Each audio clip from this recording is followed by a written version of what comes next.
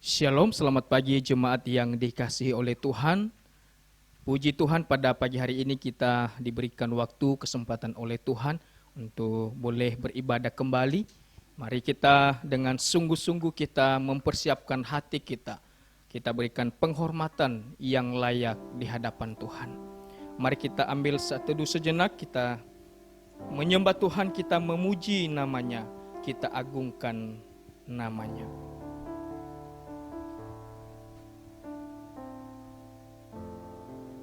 Mari kita nyanyikan pujian Bapakku datang menyembahmu di sini.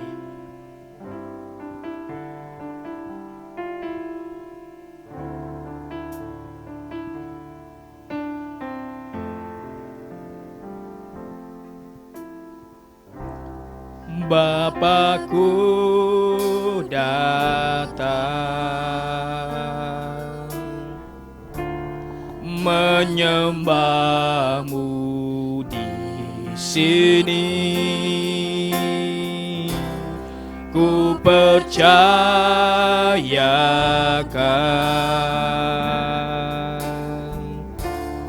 ada bagiku.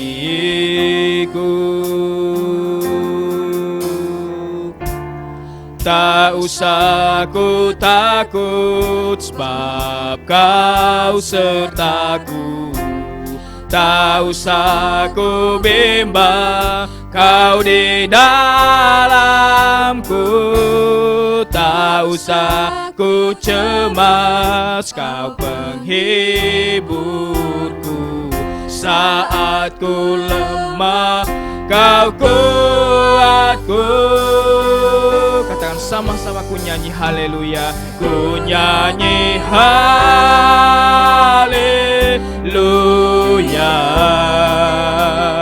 Ku nyanyi haleluya.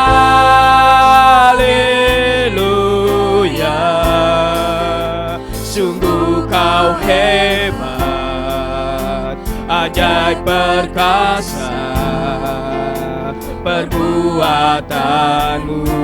Ku nyanyi haleluya. Ku nyanyi haleluya.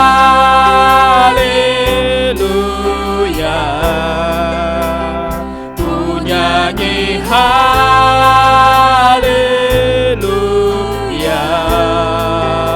Sungguh kau hebat, ajaib perkasa perbuatanmu. Di hidupku. Mari sekali lagi kita nyanyikan pujian ini.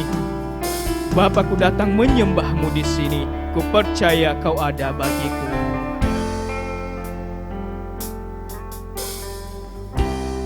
Bapakku datang menyembahmu di sini. Ku percayakan ada bagiku.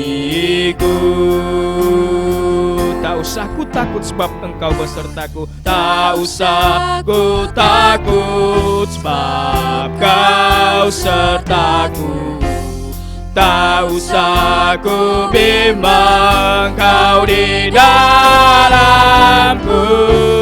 Tak usah ku cemas, kau penghiburku. Saat ku lemah, kau kuatku. Katakan sama-sama, ku nyanyi haleluya. Ku nyanyi haleluya.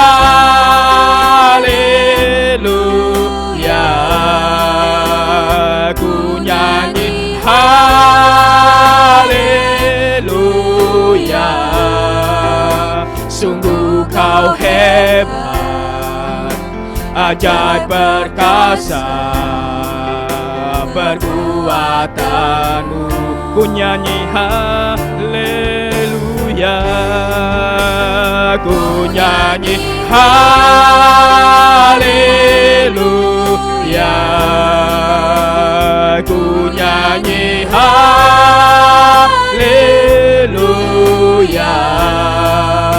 Sungguh kau hebat, ajaib perkasa perbuatanmu di hidupku, di hidupku. Mari jemaat Tuhan bangkit berdiri. Tinggikanlah Tuhan Allah kita dan sujudlah menyembah kepada Dia, sebab Dialah kudus. Kebaktian kita pada pagi hari ini didirikan dan dimulai di dalam nama Allah Bapa, Allah Putra dan Allah Roh Kudus. Turunlah atas kita sekalian anugerah, berkat dan pertolongan dari Allah Tritunggal. Amin. Mari kita melanjutkan pujian kita muliakan Tuhan kita, bahwa Dia adalah penolong di dalam hidup kita. Kita percaya hanya kepada Dia.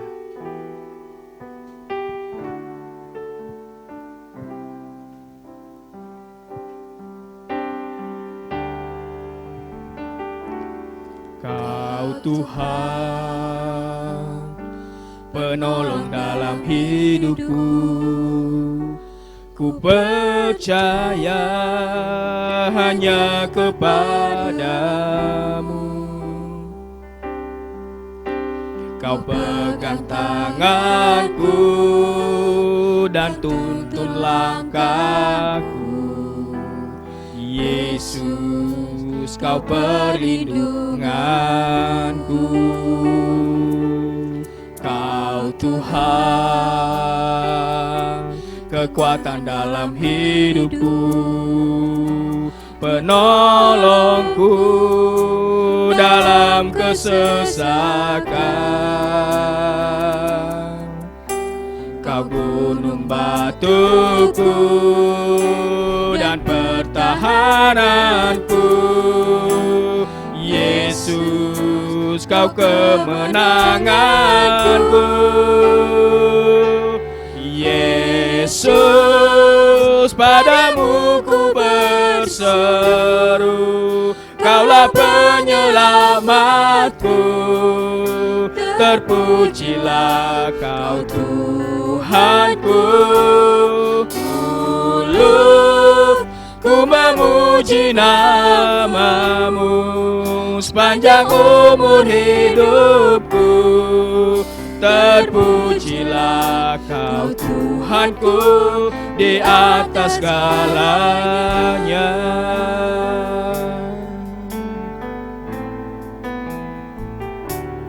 Kau Tuhan, penolong dalam hidupku. Ku percaya hanya kepadamu. Kau pegang tanganku dan tuntun langkahku. Yesus, Kau perlindunganku. Kau Tuhan, kekuatan dalam hidupku, penolongku dalam kesesakan. Kau gunung batuku dan pertahananku. Yesus, Kau kemenanganku. Yesus, padamu ku berseru. Yesus, padamu ku berseru. Kaulah penyelamatku. Terpujilah Kau Tuhanku. Mulutku memuji namamu sepanjang umur hidupku. Terpujilah Kau Tuhanku di atas segalanya.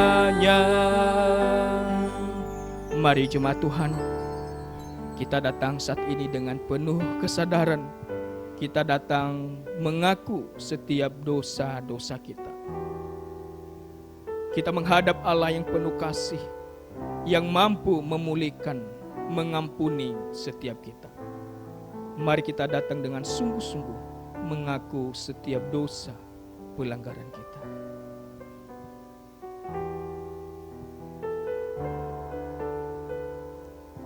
Terima kasih Tuhan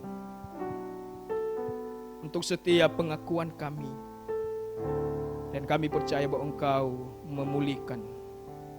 Engkau terus menuntun hati kami untuk tetap hidup di dalam kebenaran-Mu, sehingga hidup kami selalu menyenangkan, memuliakan Tuhan. Terima kasih Tuhan untuk anugerah-Mu, kasih-Mu bagi kami.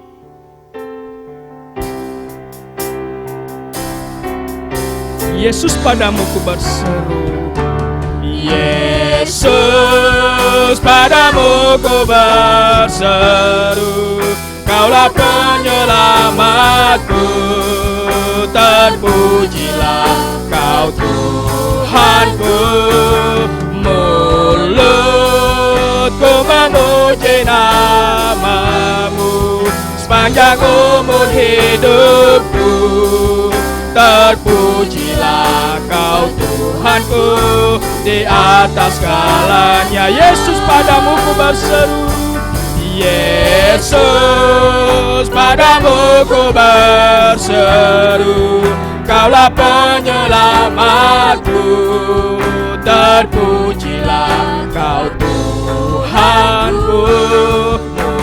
Mulutku memuji nama-Mu sepanjang umur hidupku. Terpujilah Kau Tuhanku di atas segalanya. Berita anugerah bagi kita pagi ini terambil dalam 1 Yohanes 1 ayat 9. Begini firman Tuhan, jika kita mengaku dosa kita, maka Ia adalah setia dan adil, sehingga Ia akan mengampuni segala dosa kita dan menyucikan kita dari segala kejahatan. Puji nama Tuhan, Dia Allah yang mengampuni kita. Mari jemaat Tuhan bangkit berdiri, kita memuji Tuhan, kita bersorak-sorai kepada Tuhan. Kita katakan, dengan-Mu Tuhan tak pernah kuragukan akan kesetiaan-Mu. Mari kita bersama-sama bertepuk tangan. Kita memuji Tuhan, kita memuliakan, meninggikan nama-Nya. Tak pernah ku ragu akan kesetiaan-Mu, Kau pegang hidupku. Sepenuh jiwaku ku yakin dan percaya, Kau tuntun langkahku.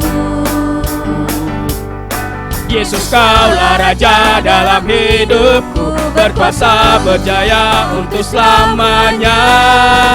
Hanya Kau Tuhan, sumber kekuatan, kuasa-Mu tercurah bagiku senantiasa. Dengan-Mu Tuhan, ku kan berjalan dari kemuliaan sampai kemuliaan selamanya. Tak pernah ku ragu akan kesetiaan-Mu, Kau pegang hidupku. Amin. Tak pernah ku ragu akan kesetiaan-Mu, Kau pegang hidupku. Sepenuh jiwaku ku yakin dan percaya, Kau tuntun langkahku. Yesus, Kaulah Raja dalam hidupku. Yesus, Kaulah Raja dalam hidupku, berkuasa berjaya untuk selamanya. hanya Kau Tuhan, sumber kekuatan. Kuasa-Mu tercurah bagiku senantiasa. Dengan-Mu Tuhan, ku kan berjalan dari kemuliaan sampai kemuliaan. Hanya Kau Tuhan, hanya Kau Tuhan, sumber kekuatan. Kuasa-Mu tercurah bagiku senantiasa. Dengan-Mu Tuhan, ku kan berjalan dari kemuliaan sampai kemuliaan selamanya.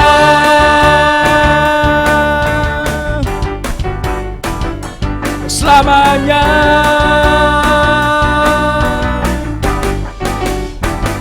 Selamanya. Mari kita lebih lagi kita memuji Tuhan kita, bersorak kepada Tuhan. Kita katakan tak terlukiskan kasih yang Kau berikan.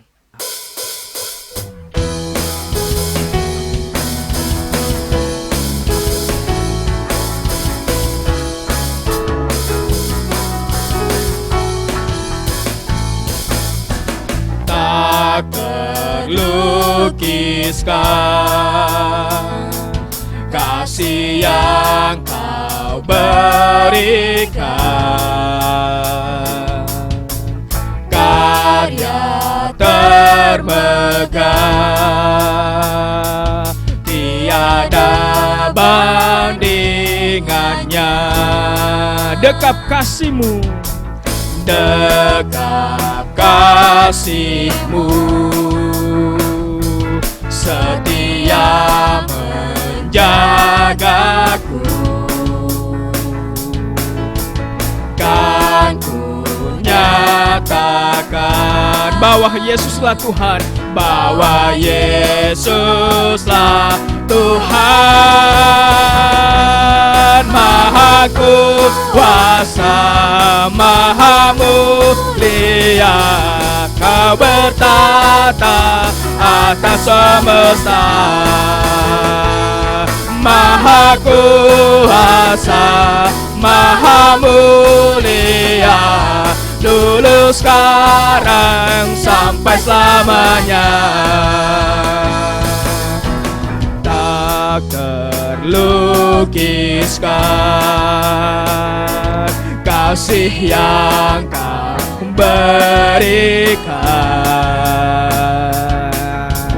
karya termegah, tiada bandingannya. Dekap kasih-Mu, setia menjagaku. Kan ku nyatakan bahwa Yesuslah Tuhan, Maha Kuasa, Maha Mulia.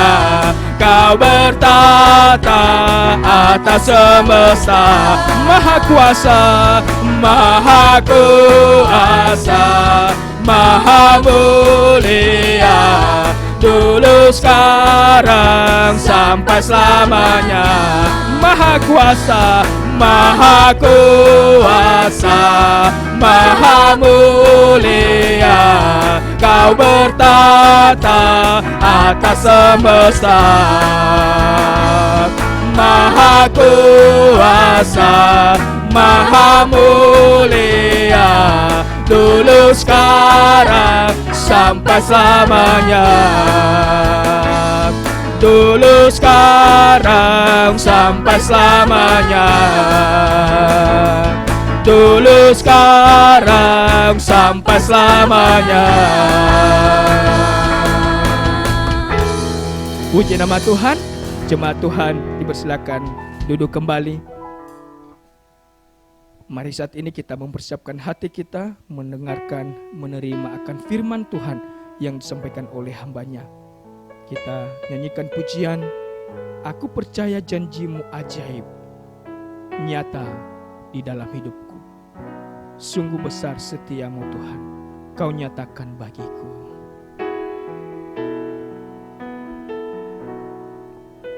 Sungguh besar setiamu, Kau nyatakan bagiku.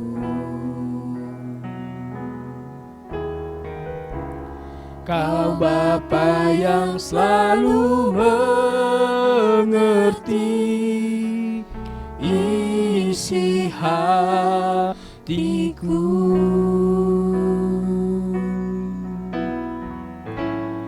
Kemuliaan-Mu Kau janjikan,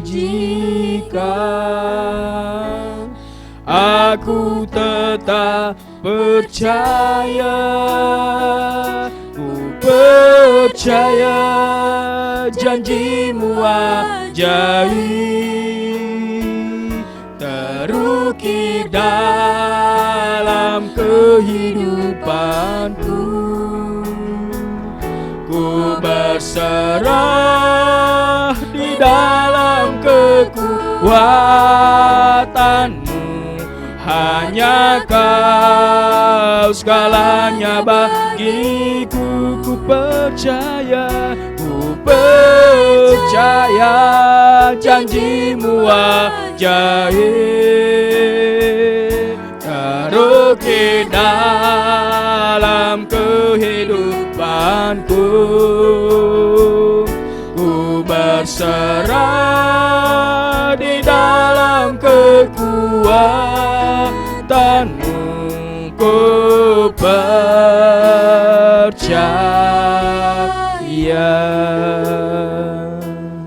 Sungguh besar setiamu, Kau nyatakan bagiku. Sungguh besar setiamu, Kau nyatakan bagiku.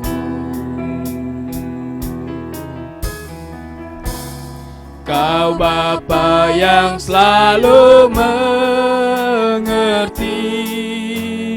isi hatiku.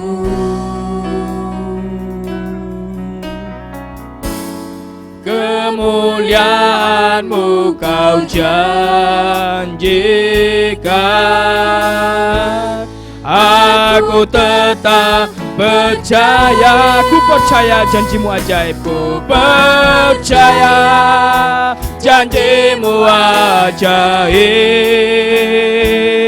terukir dalam kehidupanku.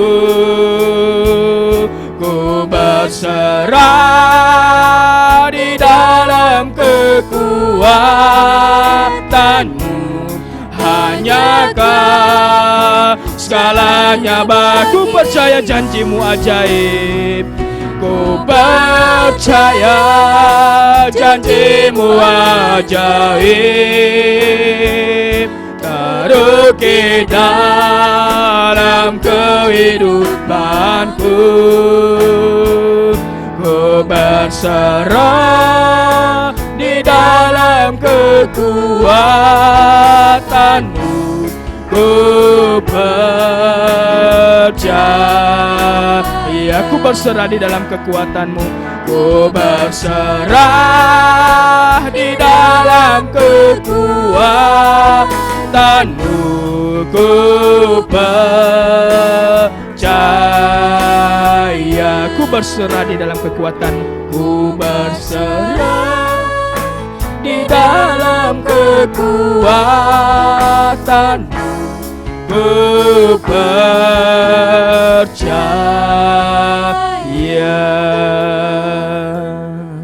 Kepada hambanya dipersilakan.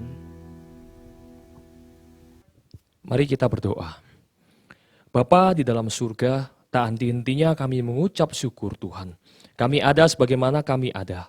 Itu karena Tuhan begitu mengasihi kami. Itu karena Tuhan begitu peduli terhadap kami. Bapa, kami mengucap syukur Tuhan, kami boleh memuji Engkau, kami boleh menyembah, memuliakan nama-Mu Tuhan. Dan sebentar lagi Tuhan kami akan mendengarkan firman-Mu Tuhan. Kiranya Tuhan firman ini tidak berlalu dari setiap hati kami Tuhan. Tapi boleh tertanam di setiap hati kami sehingga kami boleh melakukannya Tuhan dalam kehidupan kami hari lepas hari. Berkati hamba-Mu yang penuh dengan keterbatasan ini Tuhan. Sucikan dan kuduskan bibir perkataan kami Tuhan. Biarkan Tuhan saja yang berbicara dan biarkan kami boleh Tuhan menikmati berkat-Mu Tuhan. Terlebih Tuhan kami boleh menjadi pelaku firman-Mu Bapa. Di dalam nama Tuhan Yesus kami serahkan firman ini Tuhan hanya dalam nama-Mu saja Bapa. Haleluya. Amin. Ya, shalom. Selamat pagi Bapak Ibu jemaat yang saya kasihi. Apa kabar semuanya?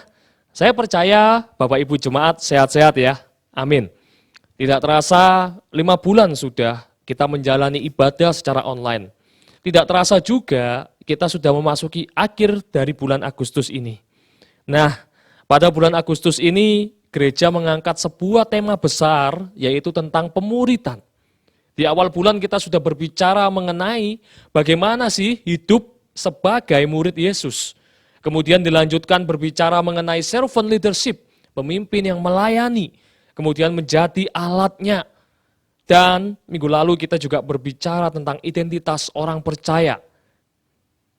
Dan sekarang di penghujung bulan Agustus ini, kita akan berbicara mengenai sebuah tema yang tidak cukup menyenangkan, namun ini adalah sebuah kebenaran yang harus dibagikan bagi setiap kita.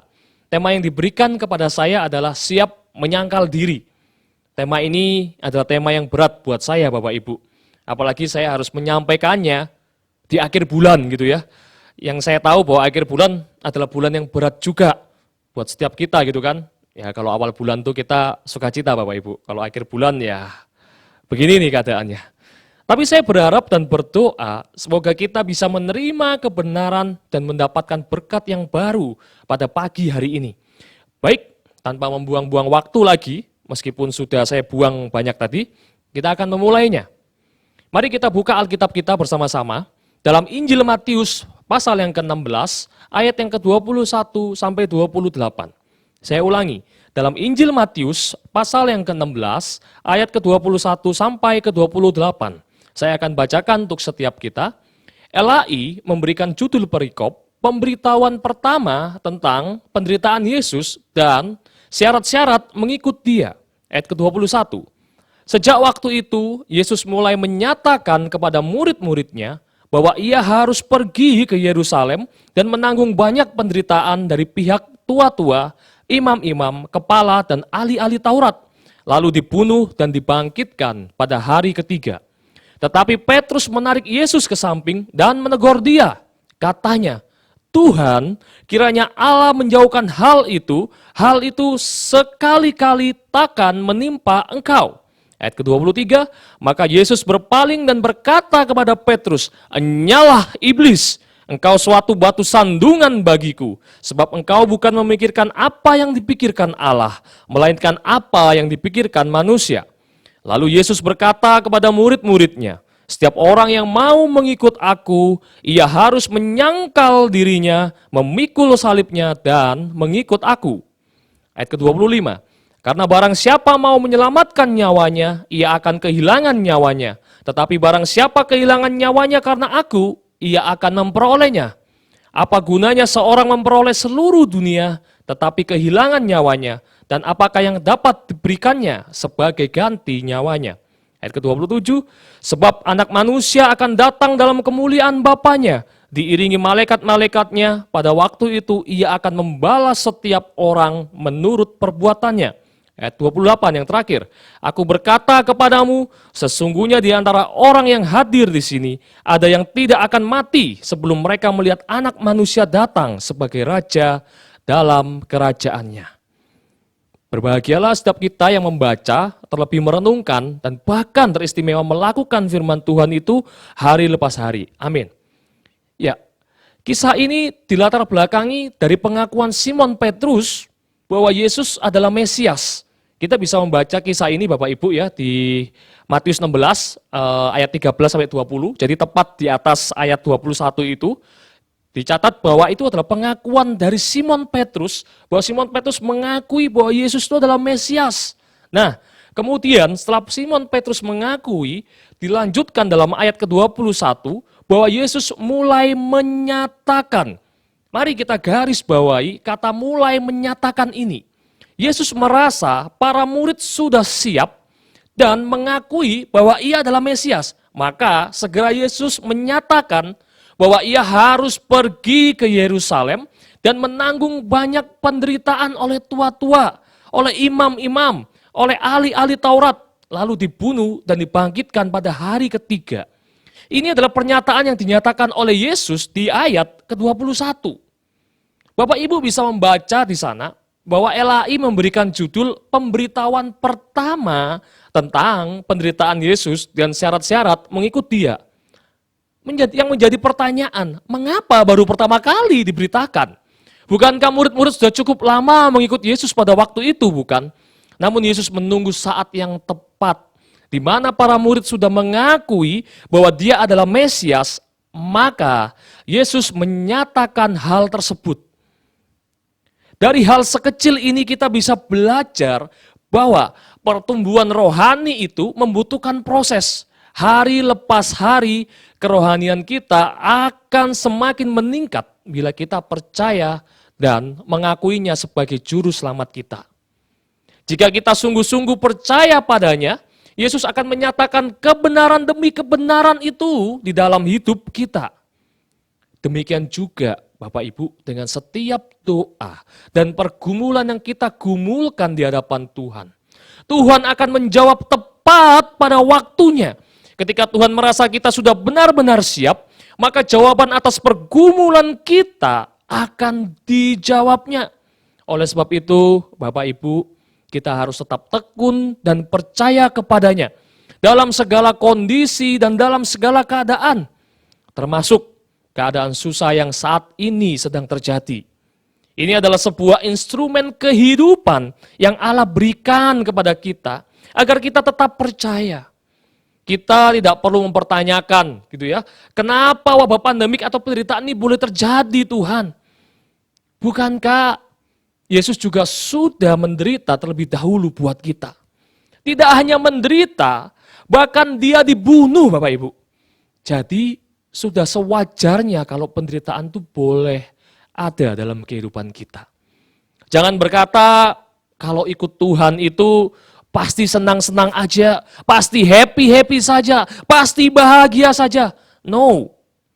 Justru dalam penderitaan itu, iman kita semakin dimurnikan, kerohanian kita semakin didewasakan. Mari kita belajar dari ayat ke-21 ini. Bahwa Yesus harus menanggung banyak penderitaan dan dibunuh. Namun bangkit pada hari yang ketiga. Itu artinya ada sebuah rancangan yang indah di balik penderitaan itu. Oleh sebab itu kita harus tetap percaya dan bersyukur dalam setiap aspek kehidupan kita. Mari kita lanjut ya yang ke-22. Tetapi Petrus menarik Yesus ke samping dan menegur Dia katanya, Tuhan, kiranya Allah menjauhkan hal itu sekali-kali takkan menimpa engkau. Bapak Ibu, Petrus seolah-olah memiliki solusi untuk penderitaan Yesus. Petrus merasa ada sesuatu yang bertentangan dengan pemahamannya. Oleh sebab itu Petrus menarik Yesus dan menegur Yesus dan berkata sesuai apa yang Petrus pikirkan. Kalau saya ilustrasikan maka seperti ini. Yesus, ngapain sih engkau ini harus menderita? Bukankah engkau adalah anak Allah? Bukankah engkau telah melakukan banyak mujizat? Jadi kenapa tidak ngomong atau lapor kepada Allah Bapa agar hal itu dijauhkan dari engkau? Beres sudah. Gitu aja kok repot. Nah, kira-kira begitu ya kalau dibahasakan dalam bahasa sekarang. Apa yang dikatakan dan dimaksud oleh Petrus. Jadi kalau ada masalah nggak usah repot. Lapor aja pada Tuhan, pada Bapa. Kalau ada penderitaan nggak usah bingung. Lapor aja pada Bapa agar hari itu berlalu. Dan tidak sekali-kali penderitaan itu menimpa kita. Kita nggak usah bingung. Cukup lapor saja pada Bapa yang di surga. Seperti teguran Petrus tadi pada Yesus. Enak sekali kan jadi Kristen? Bukankah ini fenomena kehidupan Kristen saat ini? Banyak kita memiliki pemikiran seperti Petrus. Bahkan banyak hamba Tuhan mendoktrin jemaatnya seperti itu. Tetapi lihat apa yang dikatakan oleh Yesus pada Petrus dalam ayat yang ke-23. Mari saya undang untuk kita baca bersama-sama di ayat 23. Ayat ke-23. Maka Yesus berpaling dan berkata kepada Petrus, "Enyala iblis, engkau suatu batu sandungan bagiku. Sebab engkau bukan memikirkan apa yang dipikirkan Allah, melainkan apa yang dipikirkan manusia." Ini adalah respon yang diberikan oleh Yesus kepada Petrus. Jelas ya Bapak Ibu, yang tertulis dalam ayat ke-23 itu. Sungguh sangat jelas. Ya, kalau sudah cukup jelas, ya mari kita tutup aja dalam doa gitu ya. Nggak usah lama-lama khotbahnya. Nah, saya bercanda Bapak Ibu, biar kita tidak tegang gitu ya. Dicatat bahwa Yesus berpaling dan berkata, "Enyala iblis." Loh, itu kan Petrus, bukan iblis. Apa ada iblis di belakang atau di samping Petrus? Makanya Yesus berpaling tuh dan mengusir iblis itu. Atau jangan-jangan Petrus kerasukan iblis kali. Ini Yesus bukan sedang mengusir iblis. Tapi Yesus sedang berbicara dengan Petrus. Jelas dicatat dalam ayat ke-23. Dan berkata kepada Petrus. Lalu apa maksudnya? Kenapa Petrus dipanggil iblis oleh Yesus? Bahkan dikatakan sebagai batu sandungan. Kalau kita baca ya ayat sebelumnya di pasal yang sama, pasal 16 ayat 18, saya akan bacakan. Tuhan Yesus berkata demikian. Dan aku pun berkata kepadamu itu Petrus, engkau adalah Petrus dan di atas batu karang ini aku akan mendirikan jemaatku dan alam maut tidak akan menguasainya. Perhatikan. Dan engkau adalah Petrus di ayat ke-18. Ayat ke-23 Tuhan Yesus bilang, "Nyalah iblis." Di ayat 18 dikatakan, engkau adalah batu karang. Tapi di ayat 23 dikatakan, engkau adalah batu sandungan. Kenapa hal ini bisa terjadi? Di pasal yang sama loh, pasal 16. Tak lain, karena Petrus memiliki pemikiran yang salah Bapak Ibu kali ini. Petrus tidak memikirkan apa yang dipikirkan Allah, melainkan apa yang ia pikirkan. Bagi Yesus, teguran Petrus tadi adalah seperti godaan iblis yang berusaha menghalangi rencananya. Perkataan Petrus adalah seperti perkataan iblis yang menawarkan suatu kesenangan tanpa penderitaan. Perhatikan, yang menawarkan suatu kesenangan tanpa penderitaan. Kata yang sama dapat kita lihat dalam Matius 4 ayat 9 sampai 10.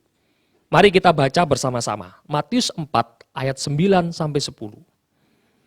Dan berkata kepadanya, semua itu akan kuberikan kepadamu jika engkau sujud menyembah aku. Aku yang dimaksud di sini adalah iblis. Jika Tuhan Yesus mau nyembah iblis gitu ya, maka iblis akan memberikan segalanya. Ini adalah kisah Yesus dicobai di padang gurun. Ayat 10, maka berkatalah Yesus kepadanya. Apa kata Yesus Bapak Ibu di sana? Kata Yesus adalah enyalah iblis. Sama dengan dalam Matius 16 ayat ke-23 tadi. Iblis menawarkan suatu jalan yang instan. Iblis menawarkan kesenangan yang seolah-olah dapat didapatkan tanpa ada pengorbanan. Iblis menawarkan suatu kesenangan yang seolah-olah dapat didapatkan tanpa adanya penderitaan. Tetapi dari kisah Yesus ini, kita bisa belajar bahwa tiada kemuliaan tanpa pengorbanan. Saya ulangi, tiada kemuliaan tanpa pengorbanan. Tiada keselamatan tanpa salib. Gak ada hidup tanpa penderitaan Bapak Ibu. Memang kenyataan ini pahit Bapak Ibu ya. Tapi inilah yang tercatat gitu ya. Kita sebagai orang Kristen maunya happy-happy aja kan. Memang kenyataan ini begitu pahit Bapak Ibu. Tapi memang beginilah yang tercatat di dalam Alkitab. Gak bisa kalau kita berpikir ikut Tuhan tuh happy-happy aja. Kalau ikut Tuhan tuh makmur terus. Gak ada hal ini, hal itu. Jangan sampai Bapak Ibu kita jatuh dalam pemahaman yang salah seperti Petrus. Lalu apa dong yang harus kita lakukan agar kita tidak jatuh dalam pemahaman yang salah seperti Petrus tadi? Ada 3M yang harus kita lakukan dan tercatat dalam ayat yang ke-24. Saya akan bacakan untuk setiap kita. Setiap orang yang mau mengikut aku, ia harus menyangkal diri, memikul salibnya, dan mengikut aku. Jadi M yang pertama adalah menyangkal dirinya. Apa itu menyangkal diri? King James Version mencatat, deny himself, yang artinya menolak atau mengatakan tidak. Misal nih ya, saya pakai contoh lah, saya sendiri aja. Vincent, kamu ambil barangku ya? Tidak. Itu menyangkal diri. Atau contoh lain misalnya, kamu Vincent ya? Bukan. Lee Min Ho. Nah itu kebacut Bapak Ibu menyangkal dirinya ya. Sedangkan terjemahan bahasa sehari-hari atau BIS mencatat, melupakan kepentingannya sendiri. Dengan kata lain, kita dapat menyimpulkan bahwa menyangkal diri itu artinya tidak hidup untuk diri sendiri. Berkata tidak untuk kepentingan diri sendiri. Saya ulangi. Menyangkal diri itu artinya tidak hidup untuk diri sendiri. Dan berkata tidak untuk kepentingan diri sendiri. Bukan berarti lalu kita sakit dibiar-biarkan gitu ya. Bukan itu maksudnya Bapak Ibu. Tentunya hal ini bukan hal yang mudah Bapak Ibu. Menyangkal diri merupakan pelajaran yang sulit. Mengapa sulit? Ya karena kita diharuskan berjalan bertentangan dengan watak kedagingan kita. Namun, bukankah Yesus Kristus sudah memberikan contoh terlebih dahulu kepada setiap kita? Mari kita buka dalam Filipi 2 ayat 6-8. Ya, pagi hari ini kita banyak buka ayat Alkitab ya Bapak Ibu. Filipi 2 ayat 6-8 dicatat, yang walaupun dalam rupa Allah tidak menganggap kesetaraan dengan Allah itu sebagai milik yang harus dipertahankan. Saya ulangi ya, tidak menganggap kesetaraan dengan Allah sebagai milik yang harus dipertahankan. Luar biasa. Tuhan Yesus itu adalah Allah, tapi dia tidak menganggap kesetaraan dengan Allah sebagai sesuatu yang harus dipertahankan. Tidak berhenti di situ. Di ayat ke-7, Filipi 2 ayat ke-7, melainkan telah mengosongkan dirinya, mengambil rupa seorang hamba, dan menjadi sama dengan manusia. Ini adalah contoh penyangkalan diri yang luar biasa Bapak Ibu. Bahkan dengan statusnya sebagai Allah menjadi manusia, dia masih dicatat dalam ayat ke-8, dan dalam keadaan sebagai manusia, ia telah merendahkan dirinya dan taat sampai mati. Bahkan sampai mati di atas kayu salib. Oh, terpujilah Tuhan. Sungguh sangat luar biasa keteladanan yang sudah diberikan oleh Yesus Kristus kepada kita. Dia kurang apa Bapak Ibu dalam menyangkal dirinya? Yesus menyangkal dirinya habis-habisan. Dia merelakan kesetaraannya dengan Allah. Dia mengambil rupa seorang hamba. Bahkan dia menjadi manusia. Sudah jadi manusia dia masih merendahkan diri. Merendahkan diri buat kita semua. Hal ini sangat ironis. Hal ini sangat kontras dengan keadaan manusia zaman sekarang. Bukankah manusia zaman sekarang ini berlomba-lomba meninggikan dirinya. Mau menunjukkan ini loh aku hebat. Ini loh, aku hamba Tuhan luar biasa. Ini loh, aku pelayan Tuhan yang luar biasa.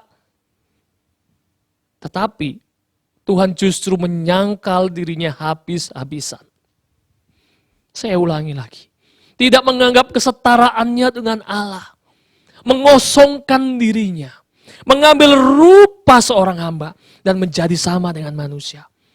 Bahkan dalam kemanusiaannya, ia masih merendahkan dirinya dan taat sampai mati di atas kayu salib. Dia mati untuk menebus kita. Kita ini yang belum tentu benar-benar menghargai kematiannya. Kita yang belum tentu benar-benar bisa merendahkan diri kita. Kita yang belum tentu bisa menyangkal diri kita. Bukankah hal ini sangat ironis, bukan? Bukankah hal ini sama dengan mengecewakan hati Tuhan? Bukankah ini sama dengan mensia-siakan kematiannya? Bila kita yang mengaku percaya dan mengikut Tuhan tidak bisa menyangkal diri kita, maka itu sama dengan mengecewakan hati Tuhan. Sebagai seorang percaya dan seorang yang telah ditebus, kita harus menyangkal diri kita dari kedagingan kita dan dari segala keinginan duniawi kita. Janganlah kita memiliki pemikiran duniawi, namun kita harus memiliki pemikiran Allah. Hidup serupa dengan Dia, agar kita tidak dipakai iblis dan menjadi batu sandungan bagi diri kita maupun bagi orang lain. Seperti ayat ke-23 tadi. Kembali ke dalam ayat ke-24. Injil Matius 16 ayat ke-24. Setiap orang yang mau mengikut aku, ia harus, perhatikan garis bawahi kata harus Bapak Ibu. Ada kata harus di sini, dan ini adalah perkataan Yesus sendiri. Harus apa? Harus menyangkal dirinya. Jadi syarat pertama menjadi murid Yesus adalah menyangkal diri. Hidup yang di dalam penyangkalan diri itu berarti hidup yang di dalamnya ada perubahan yang nyata. Hidup yang meninggalkan masa lalunya. Pertanyaan untuk setiap kita. Sudahkah kita siap menyangkal diri kita? Tidak berhenti pada menyangkal diri. Tuhan Yesus melanjutkan dengan berkata, memikul salibnya. Kita lihat ayat ke-24 kembali ya. Lalu Yesus berkata kepada murid-muridnya, setiap orang yang mau mengikut aku, ia harus menyangkal dirinya dan memikul salibnya. Jadi M yang kedua yang harus kita lakukan sebagai murid Yesus adalah memikul salib. Apa sih itu memikul salib? Saya mencoba mencari arti kata memikul. Saya mendapatkan menurut Kamus Besar Bahasa Indonesia, memikul itu artinya membawa sesuatu yang diletakkan di pundak Bapak Ibu. Nah, sedangkan yang dimaksud salib di sana adalah seluruh penderitaan kita. Meliputi segala kemalangan atau keadaan yang ada. Misalnya kita harus menderita dan mengalami penganiayaan karena kebenaran. Jadi penderitaan-penderitaan, kesukaran-kesukaran yang diderita oleh orang percaya, itulah yang disebut salib bagi orang percaya. Nah, hal inilah sebenarnya yang membuat Yesus itu berpaling dan berkata kepada Petrus, "Nyala iblis, engkau adalah suatu batu sandungan. Sebab engkau memikirkan pemikiran manusia, bukan pemikiran Allah." Bagi Tuhan Yesus, salib itu adalah harga mati Bapak Ibu. Salib itu tidak bisa dikompromikan seperti Petrus yang menegur Yesus. Kita bisa bayangkan ya, kalau Tuhan Yesus itu tidak taat, kalau Tuhan Yesus itu tidak memikul salibnya, entah bagaimana jadinya manusia saat ini. Entah bagaimana kehidupan kita saat ini. Oleh sebab itu sekali lagi, dia sudah menjadi teladan buat kita. Maka seharusnya salib Yesus itu membuat kita bersedia menerima segala kesukaran kita. Salib Yesus itu harusnya membuat kita sadar bahwa kita pun harus menanggung kesukaran atau penderitaan karena Yesus. Dengan kata lain, setiap kita sebagai murid Yesus, sebenarnya kita memiliki salib kita masing-masing. Kita harus sadar akan salib yang harus kita pikul itu. Setiap kita sebagai murid Yesus memiliki tugas khusus yang harus kita kerjakan. Maka logikanya setiap kita juga memiliki beban atau salib yang khusus yang harus kita tanggung. Nah, kita akan mampu memikul salib bila kita menghormati kematian Yesus di atas kayu salib. Salib Yesus itu harusnya memberi kita kekuatan. Paulus berkata dalam surat Filipi pasal keempat ayat ke-13. Begini bunyinya Bapak Ibu. Segala perkara dapat kutanggung di dalam Dia yang memberi kekuatan kepadaku. Perhatikan, ditanggung di dalam Dia, di dalam Yesus, ya. Bukan dengan kekuatan kita sendiri, bukan ditanggung dalam orang yang lain, bukan ditanggung dalam hamba Tuhan kita, tapi di dalam Dia yang memberikan kita kekuatan. Yang telah memberikan teladan terlebih dahulu kepada setiap kita. Tidak hanya berhenti di situ Bapak Ibu. Injil Lukas 9 ayat ke-23 bahkan mencatat bahwa kita harus memikul salibnya setiap hari. Lukas menambahkan kata setiap hari. Jadi berbeda ya dengan kisah yang di Matius yang menjadi nats kita tadi di Matius 16. Lukas menambahkan kata setiap hari. Saya berpikir apa nggak berat gitu ya memikul salib setiap hari. Namun Lukas justru menuliskannya. Lukas menjadikan hal ini sebagai gaya hidupnya, sebagai identitas hidupnya.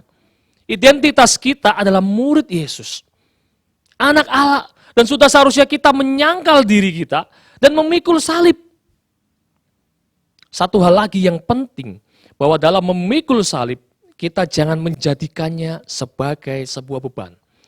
Namun kita harus mengangkatnya ke atas. Kita jangan beranggapan bahwa memikul salib itu sebuah beban buat kita. Tetapi sesuatu yang mendatangkan kebaikan bagi kita. Rasul Paulus berkata, dan bukan hanya itu saja. Kita malah bermegah juga dalam kesengsaraan kita.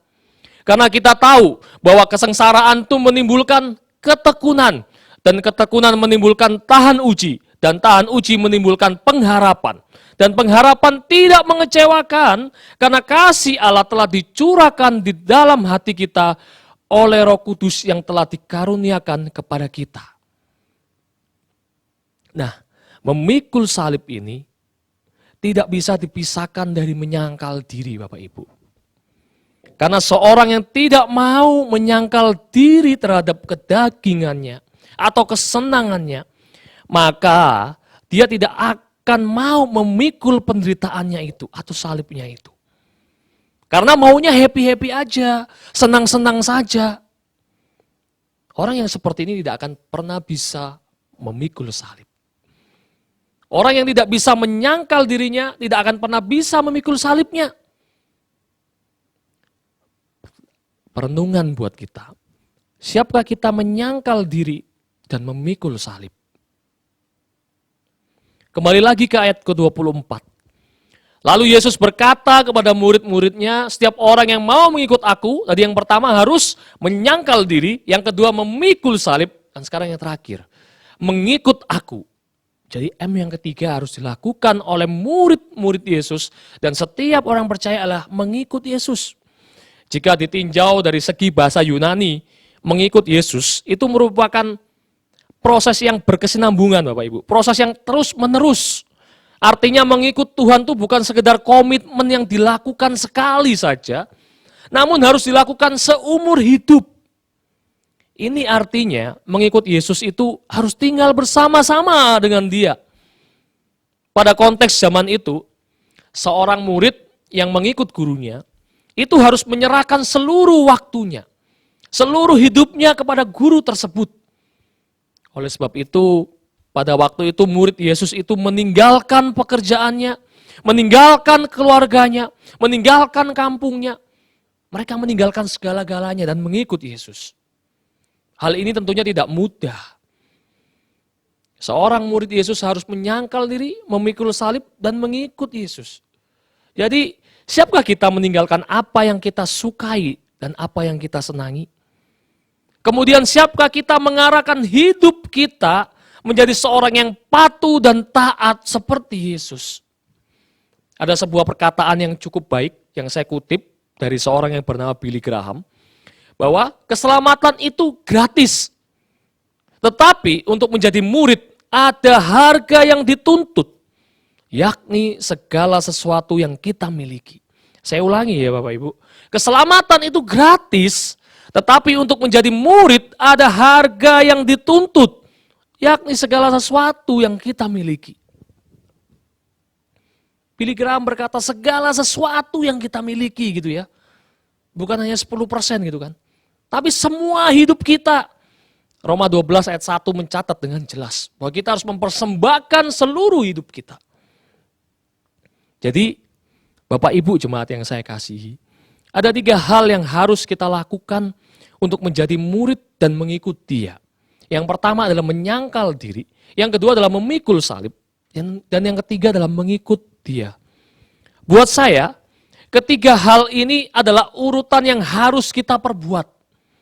Buat saya nih ya, kita tidak akan bisa memikul salib bila tidak menyangkal diri. Dan bila kita tidak dapat menyangkal diri dan memikul salib, maka kita tidak akan bisa mengikut Dia. Kita akan tersesat dan terhilang. Saya akan coba jelaskan dengan sebuah ilustrasi dan cerita sederhana. Ada seorang keluarga yang terdiri dari 4 orang. 1 orang ayah, 1 orang ibu, 1 orang anak perempuan, dan 1 orang anak lelaki. Mereka pergi bersama-sama ke sebuah mall yang cukup besar. Sang ayah berpesan nih waktu di mobil, kalian semua ikut ayah ya, jangan berpisah kemana-mana. Karena mallnya cukup besar dan ramai, nanti kita tersesat. Sesampainya di mall, anak lelaki, namanya juga anak lelaki gitu ya, tertarik dengan sebuah toko mainan yang berisi robot, ada robot-robotan, ada mobil-mobilan. Nah, karena tidak kuat menahan dirinya, maka pergilah anak laki-laki tersebut ke toko mainan tersebut. Demikian juga dengan anak perempuannya. Melihat, wah ada toko yang jual boneka Barbie gitu ya. Karena tidak kuat menahan dirinya, maka pergilah anak perempuan itu menuju ke toko Barbie itu. Ibunya juga begitu. Ketika melihat toko sepatu bersebelahan dengan toko tas, langsung Bapak Ibu, namanya juga ibu-ibu ya. Matanya langsung semangat. Langsung karena tidak kuat menahan dirinya, maka pergilah dia ke toko tas dan sepatu itu. Dan ternyata sang ayah juga tertarik dengan toko jaket. Karena tidak bisa menahan dirinya, maka pergilah sang ayah. Ya, akhir dari cerita ini, sebuah pengumuman mall berbunyi Bapak Ibu. Ditemukan 2 orang anak gitu ya, 1 pria dan 1 wanita sedang tersesat dan mencari orang tuanya. Ketika mendengarkan hal itu, ayah dan ibunya baru sadar. Namun mereka juga sedang terpencar. Apa yang boleh kita pelajari dari cerita yang sederhana ini? Mengapa kedua anak tersebut tersesat? Bukankah mereka mengikut ayahnya, bukan? Sama seperti halnya kita orang percaya. Mengapa setiap kita yang mengaku sebagai orang percaya dan mengaku mengikut Yesus, kita bisa tersesat dan jatuh ke dalam dosa yang berulang. Karena kita tidak bisa menyangkal diri kita. Karena kita mengikut Yesus tanpa menyangkal diri kita. Karena kita mengikut Yesus tanpa memikul salibnya. Itu yang membuat kita menjadi tersesat. Itu yang membuat kita begitu mudahnya jatuh dalam dosa. Ada sebuah artikel yang saya baca ya. Bahwa manusia pertama itu tidak bisa berbuat dosa gitu kan. Waktu zaman kejatuhan manusia itu tidak bisa tidak berbuat dosa. Artinya selalu berbuat dosa. Tapi setelah zaman anugerah ini, manusia itu bisa untuk tidak berdosa. Artinya kita ini yang sudah ditebus oleh Tuhan. Sebenarnya kita ini bisa, asalkan kita mau benar-benar mengikut Yesus. Dengan menyangkal diri kita, dengan memikul salib. Gak bisa Bapak Ibu kita mengikut Tuhan dengan tidak menyangkal diri kita. Kita seenaknya sendiri. Mengikut Tuhan lebih daripada komitmen. Ini harus dilakukan dengan sungguh-sungguh dari hati kita. Dan ini berbicara persembahan hidup kita. Yaitu menyangkal diri kita. Memikul salib. Barulah kita bisa mengikut Dia. Pertanyaan terakhir untuk setiap kita. Maukah kita ini mengikut Dia yang telah memberikan segalanya buat kita? Maukah kita ini mengikut Dia yang telah memberikan contoh teladan terlebih dahulu buat kita? Ataukah kita ini mengikut Dia hanya untuk mencari kesenangan, hanya untuk happy-happy saja? Kalau itu yang kita lakukan, kita sedang salah alamat Bapak Ibu. Karena Tuhan Yesus sendiri berbicara, barang siapa mau mengikut aku, ia harus menyangkal dirinya, memikul salibnya, dan mengikut aku. Terpujilah Tuhan Tuhan memberkati. Mari kita berdoa. Bapa di dalam surga, kami mengucap syukur Tuhan untuk kebenaran firman-Mu yang boleh dibagikan Tuhan pada pagi hari ini. Bapa, ampuni setiap kami Tuhan. Bila kami belum benar-benar menyangkal diri kami. Bila kami masih hidup seturut keinginan kami. Bila kami masih hidup seturut kehendak kami. Kami masih suka bersenang-senang sebagai orang percaya. Kami masih suka menyia-nyiakan kasih dan pengorbanan-Mu Tuhan. Ampuni setiap kami Tuhan. Pada pagi hari ini Tuhan, kami mau memanjatkan komitmen kami sekali lagi. Bahwa kami mau mengikut-Mu Tuhan. Kami mau menjadi murid-Mu Tuhan. Kami mau menyangkal diri kami. Kami mau memikul salib kami Tuhan. Mampukan setiap kami Tuhan. Tatkala kami gak mampu Tuhan. Kami percaya ada tangan kuat yang menopang kami. Ada Roh Kudus yang menolong membimbing kami. Sehingga kami dimampukan. Berkati setiap jemaat-Mu di tempat ini Tuhan. Berikan kami kekuatan. Berikan kami pemahaman. Berikan kami hikmat Tuhan. Firman-Mu sudah berlalu Bapa. Tapi biarkan Tuhan, apa yang boleh kami pelajari ini Tuhan, dapat tertanam di setiap hati kami. Menjadi rema kekuatan dalam hidup kami. Menjadi pegangan dalam hidup kami menjalani hidup Tuhan. Terlebih dalam kami menjalani kehidupan yang sekarang Tuhan. Wabah COVID-19 ini Tuhan. Kami merasakan begitu kuatnya penderitaan ini boleh terjadi. Tapi biarkah kami tetap percaya Tuhan. Bahwa ini adalah sebuah instrumen yang Tuhan izinkan. Dan kami percaya semuanya ini akan mendatangkan kebaikan buat kami. Di dalam nama Tuhan Yesus, kami berdoa dan kami mengucap syukur. Amin. Jemaat diundang bangkit berdiri, bersama umat di segala abad dan tempat, mari kita mengikrarkan pengakuan iman rasuli. Aku percaya kepada Allah, Bapa yang Maha Kuasa, Kali langit dan bumi, dan kepada Yesus Kristus, Anaknya yang tunggal Tuhan kita, yang dikandung daripada Roh Kudus, lahir dari anak darah Maria, yang menderita sengsara di bawah pemerintahan Pontius Pilatus, disalibkan, mati dan dikuburkan, turun ke dalam kerajaan maut. Pada hari yang ketiga, bangkit pula dari antara orang mati, naik ke surga, duduk di sebelah kanan Allah, Bapa yang Maha Kuasa. Dan dari sana Ia akan datang untuk menghakimi orang yang hidup dan yang mati. Aku percaya kepada Roh Kudus, gereja yang kudus dan am, persekutuan orang kudus, pengampunan dosa, kebangkitan tubuh, dan hidup yang kekal. Amin. Mari kita berdoa. Allah Bapa kami yang bertata dalam kerajaan surga, pada saat ini kami bersyukur atas penyertaan dan pemeliharaan Tuhan yang terus nyata di dalam kehidupan kami. Dan saat ini Tuhan kami datang merendahkan diri, menyampaikan segala doa-doa kami di hadapan-Mu. Kami berdoa untuk seluruh jemaat-Mu yang ada di GKK Pondok Chandra, biarlah Tuhan terus menyertai mereka, memelihara mereka di dalam setiap aktivitas mereka. Bahkan mereka yang juga saat ini masih bekerja Tuhan, kami percaya bahwa mereka juga tetap dalam perlindungan Engkau. Dan juga kami berdoa untuk setiap jemaat-Mu yang memiliki pergumulan. Biarlah Tuhan terus nyatakan, bukakan jalan di dalam kehidupan mereka Tuhan. Dan juga Tuhan kami terkhususnya berdoa untuk setiap jemaat-Mu yang dalam keadaan sakit.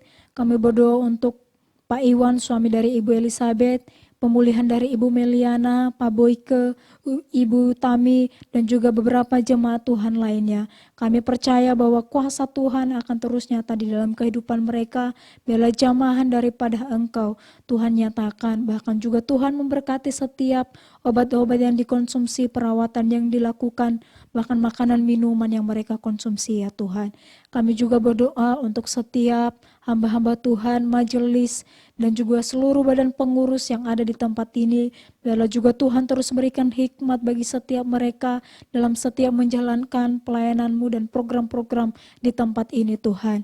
Dan juga untuk rencana renovasi gereja, biarlah juga Tuhan turut campur tangan, bukakan jalan bagi pergumulan kami ini Tuhan, bahkan dana yang diperlukan, kami percaya bahwa Tuhan yang akan menyediakannya.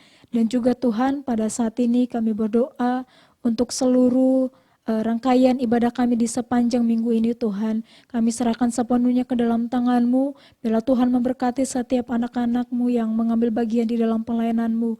Dan juga kami percaya bahwa juga Tuhan terus turut menyertai kami dan juga hari di tengah-tengah kami Tuhan. Dan juga pada saat ini Tuhan kami berdoa untuk setiap persembahan yang telah diberikan oleh jemaat-Mu. Tuhan juga berkati, Tuhan terus berkati usaha dan pekerjaan mereka, bahkan juga keluarga mereka. Ini doa-doa kami yang sederhana ini Tuhan, kami serahkan sepenuhnya ke dalam tangan-Mu. Di dalam nama Tuhan Yesus kami berdoa dan mengucap syukur, haleluya, amin. Segenap hamba Tuhan, majelis mengucapkan terima kasih untuk pelayanan hambanya yang telah menyampaikan firman Tuhan pada pagi hari ini. Tuhan Yesus memberkati. Mari saat ini kita akan memberikan persembahan yang terbaik buat Tuhan. Mari kita mentransfer di rekening yang ada di bawah ini. Dan jikalau ada yang tidak bisa mentransfer, bisa menghubungi kami hamba Tuhan. Baik saya, Evangelis Daya dan juga Kak Wika. Mari kita nyanyikan pujian, Hanya Kau Milikku di Surga.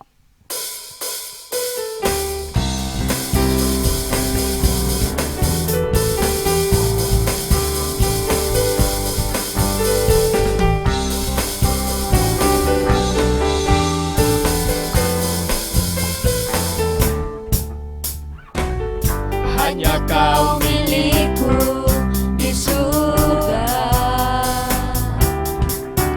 tiada yang ku ingini di bumi, hanya Kau. Tak ku andalkan kekuatanku,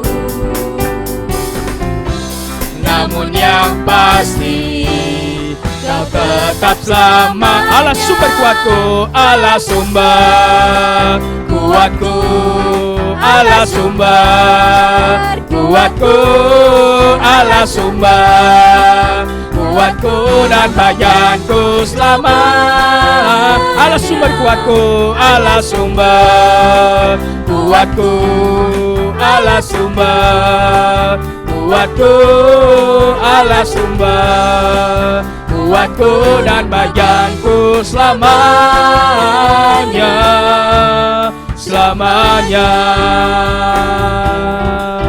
selamanya, selamanya. Mari kita mengakhiri ibadah kita. Mari jemaat Tuhan bangkit berdiri, kita nyanyikan doksologi.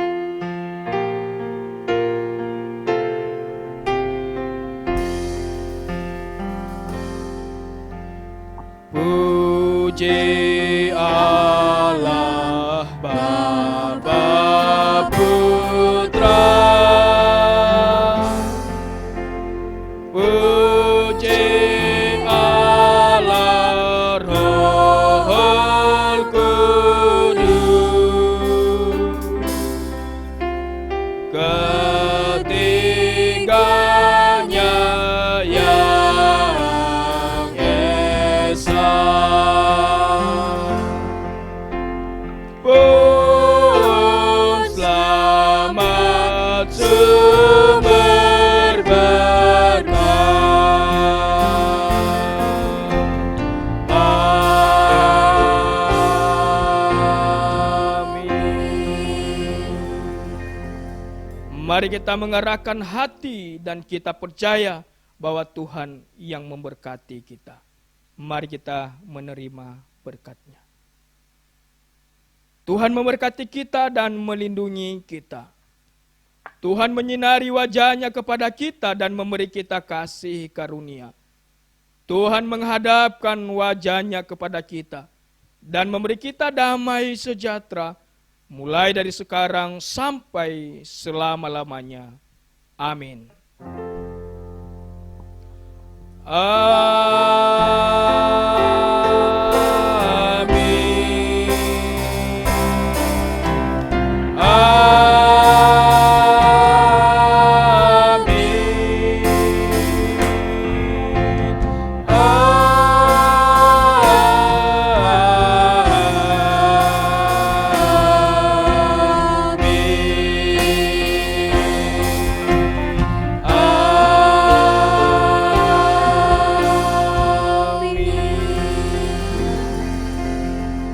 Jemaat Tuhan dipersilakan duduk. Ibadah kita selesai, doa teduh. Tuhan memberkati.